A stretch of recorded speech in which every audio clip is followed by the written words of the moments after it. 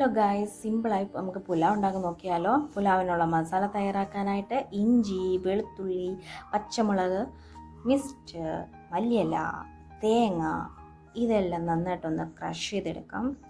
നന്നായിട്ട് ക്രഷ് ചെയ്തെടുത്തിട്ടുണ്ട്. കുക്കർ അങ്ങോട്ട് വെച്ചു. എന്നിട്ട് വെളിച്ചെണ്ണ ഒഴിച്ചു കൊടുക്കുന്നു.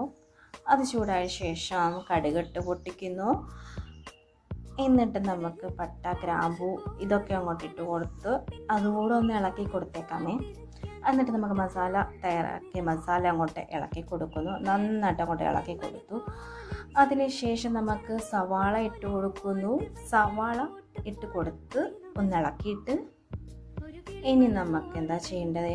ഇനി നമുക്ക് ബാക്കിയുള്ള വെജിറ്റബിൾസ് ഇട്ട് കൊടുക്കാം. നിങ്ങൾക്ക് ഇനിയും വെജിറ്റബിൾസ് ആഡ് ചെയ്യാം.